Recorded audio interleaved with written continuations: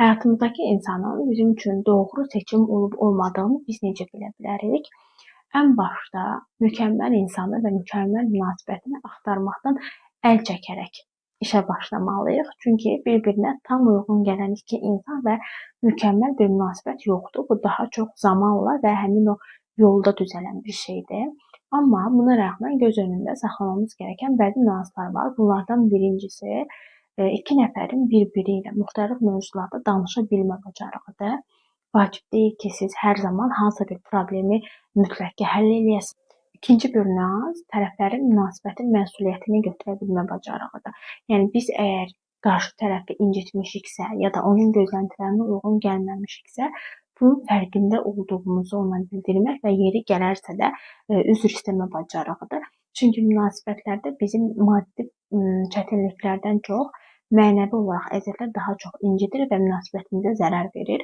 Üçüncü önəmli bir nüans isə bir-birimizi təqdir etmə bacarığıdır. Ən təqdir olunmaq insanın həmin o münasibətdə var olduğunu və görüldüyünü hiss elətdirir və münasibətdə var olan tərəf də özünü hər zaman dəyərli, sevgi və güvən çərçivəsində hiss eləyir. Sonuncu və ən önəmli nüans isə münasibətimiz heç zaman ilk günkü kimi olmağını gözləməyin. Yəni əgər bu insanla ilk günkü həyəcan artıq davam eləmirsə, orada həmən münasibətinizi bitirmək haqqında düşünməyin. Sadəcə bir durun və əslində sağlam olanın ilk günkü həyəcanın hər zaman davam etməsi deyil.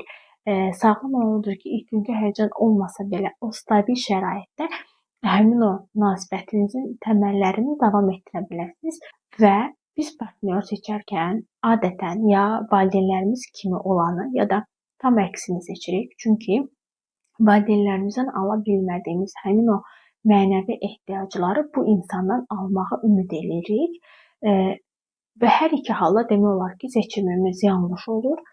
Doğru seçim o zaman olur ki, qarşı tərəfdən nə almağı umuruq, nə almağı ümid edirik, bunu bilmək və həmin o ümid etdiyimiz şeyləri özümüzə təmin etməyə bacarmaqdır. Yalnız bu fakt daxilində partnyor seçərkən o partnyor bizim üçün doğru insandır deyə bilərik.